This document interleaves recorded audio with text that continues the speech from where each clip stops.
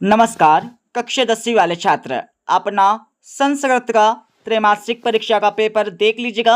यह हमारा बिल्कुल रियल वाला पेपर है, इसलिए आप सभी इस पेपर को पूरा याद कर लीजिएगा। तो इस पेपर का समय 3 घंटे होने वाला है, पूर्णांक 75 अंक, और आपको इस पेपर का संपूर्ण उत्तर इसी वीडियो में मिलने वाला है। तो इस पेपर का हमारा पहला क्वेश्चन दिया, जिसमें उचित विकल्पम चित्वा लिखत, सही विकल्प का चयन करके लिखना होगा, जो आपकी परीक्षा में 6 नंबर के आने वाले हैं। तो आपका पहला दिया है बालिकया पदे विभक्ति अस्ति, तो पहले में करेक्ट आंसर आपको लिखना होगा अ वाला, तृतीय विभक्ति। दूसरा आपका दिया है बालका शब्दस्य षष्ठी विभक्ति एक वचनम रूपम भविष्यति, तो दूसरे में लिखना होगा अ वाला बालकस्य। तीसरा आपका दिया है नदी नाम पदे विभक्ति अस्ति, तो नदी नाम में कौन सी विभक्ति है ये आपको बता के लिखना होगा। तो तीसरे में करेक्ट आंसर आपको लिखना होगा द वाला षष्ठी विभक्ति। चौथा आपका दिया है कस्मात पदे विभक्ति अस्ति, तो कस्मात पद में कौन सी विभक्ति है ये आपको बता के लिखना है। तो चौथे में करेक्ट आंसर आपको लिखना होगा स वाला पंचमी विभक्ति। पांचवा आपका दिया है सुत्वा इतिस्मिन् पदे प्रत्यय अस्ति, तो सुत्वा में कौन सा प्रत्यय ये आपको बताना होगा। तो इसमें करेक्ट आंसर आपको लिखना है ब वाला कृत्वा प्रत्यय। छठा आपका दिया है अधोलिखितेषु अव्ययम पदम न अस्ति, तो अव्यय पद कौन सा नहीं है ये आपको बता के लिखना है। तो छठे में करेक्ट आंसर आपको लिखना होगा द वाला मंडलम। दूसरा प्रश्न आपका दिया, जिसमें रिक्त स्थानों की पूर्ति करके लिखना है, जो आपकी परीक्षा में 6 नंबर के आने वाले हैं। तो पहला आपका दिया है गच्छन्तु इत्यस्मिन् पदे क वचनम अस्ति, तो गच्छन्तु में कौन सा वचन है ये आपको बताना है। तो लिख लीजिएगा, पहले में आपको द्विवचन लिखना है। और दूसरा आपका दिया है वदामि इत्यस्मिन् पदे क धातु अस्ति, तो वदामि में कौन सा यहाँ पर धातु है ये आपको बताना होगा। तो दूसरे में करेक्ट आंसर आपको लिखना होगा वद। और तीसरा आपका दिया है लिट लकारस्य उदाहरणम अस्ति, लिट लकार का उदाहरण कौन सा है ये आपको बताना है। तो तीसरे में करेक्ट आंसर आपको लिखना होगा पठति। चौथा आपका दिया है अधिकारा पदे का उपसर्ग अस्ति, तो अधिकार पद में कौन सा उपसर्ग है ये आपको बताना है। तो चौथे में आपको अधि लिखना है। पांचवा आपका दिया है पराजय पदे का उपसर्ग अस्ति, तो पराजय पद में कौन सा उपसर्ग है ये आपको बताना है। तो पांचवें में लिखना होगा परा। और छठा आपका दिया है आम्रम पदे का पर्याय अस्ति, तो छठे में लिखना होगा रसलाम। अब यहाँ पर तीसरा प्रश्न देख लीजिएगा, जिसमें शुद्ध वाक्य के समक्ष आपको आम लिखना होगा और अशुद्ध वाक्य के समक्ष आपको ना लिखना है। तो पहला आपका दिया है मुस्का सने सने चलती इत्यस्मिन् वाक्ये मुस्का विशेष्य पदम अस्ति, तो यह हमारा असत्य हो जाएगा, मतलब ना। और दूसरा आपका दिया है श्वेता अश्वा धावति इत्यस्मिन् वाक्य श्वेता विशेषण पदम अस्ति, तो दूसरा लगा लीजिएगा आम, सत्य हो जाएगा। और तीसरा आपका दिया है वनम पदस्य पर्याय पदम काननम अस्ति, तो लगा लीजिएगा आपका बिल्कुल यहाँ पर सत्य, मतलब आम आपको लिखना होगा परीक्षा में। और चौथा आपका दिया है दूषितम पदस्य विलोम पदम शुद्धम अस्ति, तो चौथे में आपको लिखना होगा बिल्कुल आम, सत्य। और पांचवा आपका दिया है बुद्धिमाना पदस्य विलोम पदम विद्वाना अस्ति, तो बुद्धिमान का विलोम विद्वान होता है, तो बिल्कुल नहीं होता है, ना हो जाएगा, मतलब असत्य। और छठा आपका दिया है विद्यालय इत्यस्मिन् पदे दीर्घ संधि अस्ति, तो विद्यालय में दीर्घ संधि है, तो बिल्कुल है, सत्य हो जाएगा, मतलब आम आपको लिखना है। चौथा आपका दिया, जिसमें एक पद में उत्तर आपको देने होंगे। तो पहला आपका दिया है केसाम माला रमनिया, तो पहले का उत्तर लगा लीजिएगा। पहले में आपको लिखना होगा ललित ललित लतानो, ललित लतानो आपको लिखना होगा, ठीक है, पहले का उत्तर। और दूसरा आपका दिया है जिसमें कृत्वा प्रत्यय का एक उदाहरण देना होगा, तो लिख लीजिएगा। दूसरे में आपको लिखना है पठित्वा, पठित्वा आपको लिखना है, ठीक है। और इसके साथ आपका तीसरा दिया है अजा इत्यस्मिन् पदे का प्रत्यय अस्ति, तो अजा में कौन सा प्रत्यय ये आपको बताना होगा।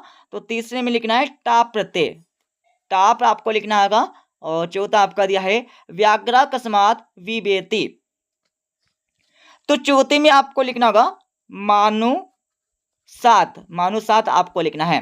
पांचवा आपका दिया है वृषभ कुत्र प्रपात। तो पांच में आप सभी को लिखना होगा क्षेत्र आपको पांचवे का उत्तर लगाना है। छठा आपका दिया है यथाशक्ति का समासस्य उदनम अस्ति। तो छठे में आपको लिखना होगा अव्ययी भाव समास, ये आपको लिखना है, ठीक है। और इसके साथ यहाँ पर पांचवा देख लीजिएगा जिसमें सही जोड़ का मिलान करके लिखना होगा। तो सही जोड़ का मिलान कर लीजिएगा। महा प्लस इंद्रा, तो इसमें आपको लिखना होगा महेंद्र। और जगदीशा, तो इसमें आपको लिखना होगा जगत प्लस ईसा। और महान च असोपुरुषा, इसमें आपको लिखना होगा महापुरुषा। और चंद्रशेखरा, इसमें आपको लिखना होगा बहुब्रीहि समास। और दिग्गु समास में आपको लिखना होगा पंचवटी। और नमस्ते में आपको लिखना होगा नमाल प्लस टे। तो इस प्रकार से सही जोड़ी का मिलान हो जाएगा। अब आप सभी 6 से लेकर 23 तक के प्रश्न देख लीजिएगा और सभी के उत्तर आपको बता देंगे इस वीडियो के लास्ट में। छठा आपका दिया है जो आपकी परीक्षा में आने वाला 2 नंबर का, कवि किमर्थ प्रकृते सन्नम इच्छति। तो इसका उत्तर भी आपको बता देंगे और अतवीय वाला का आंसर भी आपको बता देंगे, ठीक है। 7वां प्रश्न आपको दिया, 7वीं के बाद आपका 8वां, 9वां, 10वां। 10वीं के बाद आगे हम चलने वाले, तो आपका 11वां प्रश्न देख लीजिएगा। 11वीं में क्या करना होगा, आपको रेखांकित शब्दों को प्रश्न के निर्माण में करके लिखना है, ठीक है। को अपी दे आपको 3 दिए, तीनों में सिर्फ आपको 2 के आंसर देने होंगे। और 12वां दिया आपका जिसमें क्या करना है, वाक्यों को किसने किससे कहा, ये आपको बताकर लिखना है। तो इनके आंसर भी आपको बता देंगे। और 13वां आपका दिया, 13वें में क्या करना होगा, तो 13वें प्रश्न में आप सभी को सुभाषतानी मतलब आपको श्लोक लिखना है, ठीक है। तो इनके आंसर भी आपको बता देंगे। और 14वां आपका दिया जिसमें क्या करना होगा, अशुद्ध वाक्य को शुद्ध करके लिखना है। तो आप सभी को यहाँ पर अशुद्ध वाक्य दिए गए हैं, इनको शुद्ध करके लिखना होगा। तो इनके आंसर भी आपको बता देंगे। मतलब A to Z सॉल्यूशन आपको मिलने वाला है इस वीडियो के लास्ट में। और 15वां प्रश्न देख लीजिएगा जिसमें क्या करना होगा, रिक्त स्थानों की पूर्ति करके लिखना है। तो मैं इनके आंसर तो आप सभी को यहीं पर बता देता हूँ, ठीक है। तो पहले में आपको लिखना होगा गुणम आपको पहले का उत्तर लगाना होगा। और दूसरे में आपको लिखना होगा महावृक्ष, ये दूसरे में आपको लिखना है। और तीसरे में आपको लिखना होगा शत्रु, यहाँ पर शत्रु आपको लिखना तीसरे में। और चौथा आपका दिया, चौथे में आपको लिखना होगा ब्रसम आपको चौथे में लिखना है, ठीक है। और 5वें में आपको लिखना होगा एव आपको लिखना है 5वें में। और 6ठे में आपको सदा लिखना है। अब आप सभी 16वां प्रश्न देख लीजिएगा जिसमें क्या करना है, इन वाक्यों को घटनाक्रम के अनुसार जमा के लिखना होगा। तो इनके आंसर भी मैं बता देता हूं। सबसे पहले आपको ये लिखना होगा पहले नंबर पर, और उसके बाद आपको ये लिखना है दूसरे नंबर पर, उसके बाद आपको ये लिखना होगा तीसरे नंबर पर, और उसके बाद आपको चौथे नंबर पर ये लिखना है, ठीक है। और आप सभी यहाँ पर 17वां प्रश्न देख लीजिएगा जिसमें क्या करना है, वाक्यों को परिवर्तन करके लिखना होगा, ठीक है। को अपी दो आपको यहाँ पर 4 वाक्य दिए, चारों में सिर्फ 2 वाक्य को परिवर्तन करके लिखना है। तो इनके आंसर भी आपको बता देंगे। और 18वां प्रश्न देख लीजिएगा जिसमें क्या करना है, गद्यांश को पढ़ना है। गद्यांश को पढ़ने के बाद इनके नीचे लिखे प्रश्नों के उत्तर आपको यहीं से छाट कर लिखना है। तो देख लीजिएगा आपका पहला दिया है, ठीक है, कृषक काव्याम क्षेत्र कर्षणा कुर्वन्ना आश्रित। तो पहले में आपको लिखना होगा कहां से, तो इसका आंसर आपको यहां से लिख देना है, ठीक है, पहले का। और दूसरा आपका दिया है, दूसरे का आंसर आपको कहां से लिखना है, तो दूसरे में आपको लिखना होगा लता गीतम गायते।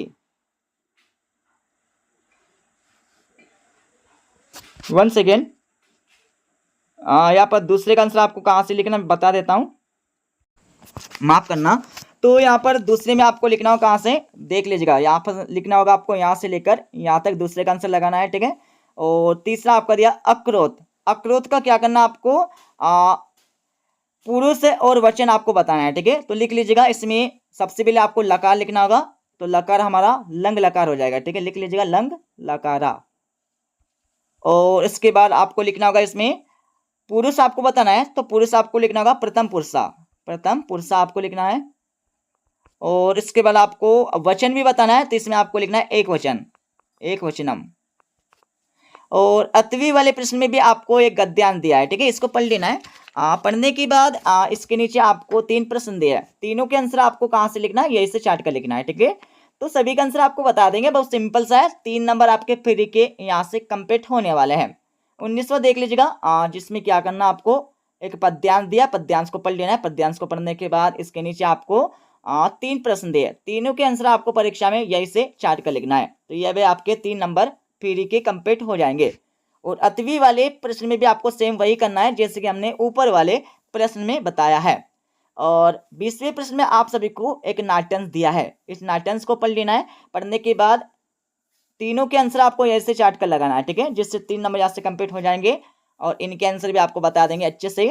और 8वीं वाले प्रश्न में भी आपको सेम वही करना है जैसे कि हमने ऊपर वाले प्रश्न में बताया है। अब आप सभी 21वां प्रश्न देख लीजिएगा, जिसमें एक अपठित गद्यांश आपको दिया है, इसको पढ़ लेना है। पढ़ने के बाद इसके नीचे आपको 4 क्वेश्चन दिए, तो चारों के आंसर आपको ऐसे चार्ट कर लगाना है जैसे कि हमारा पहला दिया है, मान जीवनस्य आधारशिला किम अस्ति। तो मानव जीवन की आधारशिला क्या है, तो इसमें आपको लिखना होगा यहाँ से लेकर यहाँ तक पहले का उत्तर। और दूसरा आपका दिया छात्रा कुत्र गच्छति, तो छात्र कहाँ पर जाता है, तो इसमें आपको लिखना होगा तो यहां से लेकर यहां तक आपको दूसरे का आंसर लगा देना है। और तीसरा आपका दिया है अश्य गद्यांश शीर्षक का लिखत, इस गद्यांश का शीर्षक आपको लिखना होगा, तो लिख लीजिएगा छात्र जीवनम, यह आपको शीर्षक लिख देना है, ठीक है। और चौथा आपका दिया है विद्यार्थी जीवनस्य पंच लक्षणम लिखत, तो 5 लक्षण आपको विद्यार्थी जीवन के लिखना होगा। तो यहाँ पर इसका आंसर मिल जाएगा काका चेष्टा, वाग्दयो, स्वानिद्रा और अल्पाहारी और गृह त्यागी, ठीक है, ये आपको 5 लक्षण लिख देने हैं। और इसके साथ यहाँ पर 22वां प्रश्न देख लीजिएगा। 22वें प्रश्न में क्या करना होगा, तो 22वें के पहले में आपको अवकाश का प्रार्थना पत्र लिखना है। एक दिन के अवकाश हेतु अपने प्राचार्य जी को एक प्रार्थना पत्र लिखना होगा संस्कृत भाषा में। और 8वीं वाले प्रश्न में आप सभी को एक शुभकामना पत्र लिखना होगा, ठीक है, अपने मित्र को एक शुभकामना पत्र लिखना है। और 23वें प्रश्न में आप सभी को किसी एक विषय पर एक रूपरेखा सहित निबंध लिखना है। अब मैं इस पेपर का फुल सॉल्यूशन आप सभी को बता देता हूं, और आप सभी इस वीडियो को आपके सभी दोस्तों के साथ शेयर कर दीजिएगा। तो आप सभी अब इस पेपर का फुल सॉल्यूशन देख लीजिएगा। जैसे कि हमारा पहला क्वेश्चन पूछा गया था, जिसमें एक सही विकल्प लिखना था आपको, मतलब सही विकल्प का चयन करने के लिए बोला गया था, जो आपकी परीक्षा में आने वाला 6 नंबर का। तो इनके आंसर देख लीजिएगा। और इसके साथ ही आप सभी को दूसरे क्वेश्चन का आंसर मिल जाएगा, जिसमें रिक्त स्थानों की पूर्ति करने के लिए बोला गया था। और तीसरे क्वेश्चन में आप सभी को शुद्ध वाक्य के समक्ष आपको आम लिखना था और अशुद्ध वाक्य के समक्ष आपको ना लिखना था, ठीक है। और इसके साथ यहाँ पर चौथे क्वेश्चन में आपको एक पद में उत्तर लिखना था। तो आंसर आपको दिया है, माफी चाहूंगा, हाँ, चौथे प्रश्न में आपको एक पद में उत्तर लिखना था। और इसके साथ ही यहाँ पर 5वें प्रश्न में आप सभी को सही जोड़ी का मिलान करने के लिए बोला गया था। अब आप सभी 6ठे प्रश्न का आंसर देख लीजिएगा, ये हमारा 6ठे का आंसर हो जाएंगे, ठीक है। और 7वें का आंसर आपको यहाँ से मिल जाएंगे। 7वें के बाद आगे हम चलने वाले, तो आप सभी को 8वें प्रश्न का आंसर यहाँ से मिल जाएगा। 8वें के बाद 9वें का आंसर आपको यहाँ से मिल जाएगा। 9वें के बाद आप सभी देख लीजिएगा 10वीं का आंसर। और 11वीं का आंसर आपको यहाँ से मिल जाएगा। 11वीं के बाद आप सभी को 12वें प्रश्न का आंसर यहाँ से मिल जाएगा, ठीक है, पूरा ऊपर से लेकर नीचे तक देख लीजिएगा। और 13वें प्रश्न का आंसर आपको यहाँ से मिल जाएगा, जिसमें श्लोक आपको लिखना है। और 14वें प्रश्न में आप सभी को आंसर दिया, जिसमें वाक्यों को शुद्ध करके लिखना है। और 15वें प्रश्न का आंसर आपको दिया, 16वें का आंसर आपको दिया है, और 17वें प्रश्न का आंसर आपको यहाँ पर दिया है, ठीक है। और 18वीं का आंसर आपको यहाँ पर मिल जाएगा पहले का, और 18वीं का 8वें का आंसर यहाँ से मिल जाएगा। और 19वीं का आंसर आपको यहाँ पर दिया पूरा का पूरा, ऊपर से लेकर नीचे तक देख लीजिएगा। और 8वीं का आंसर भी आपको यहाँ से मिल जाएगा, ठीक है। और 20वें प्रश्न का आंसर आपको यहाँ से मिल जाएगा पूरा का पूरा, और 20वीं का 8वें का आंसर यहाँ से मिल जाएगा। और 21वें प्रश्न का आंसर यहाँ से मिल जाएगा, ठीक है। और आप सभी को यहाँ पर मिल जाएगा 22वें प्रश्न का आंसर। 22वें प्रश्न में आप सभी को एक आवेदन पत्र लिखना होगा। तो देख लीजिएगा, इस प्रकार से आपको आवेदन पत्र लिखना होगा अवकाश का। और आप सभी को यहाँ पर 23वें प्रश्न का आंसर मिल जाएगा, जिसमें छात्र जीवनों के ऊपर एक निबंध आप सभी को लिखना है, ठीक है। तो इस प्रकार से हमने इस पेपर का फुल सॉल्यूशन बता दिया है।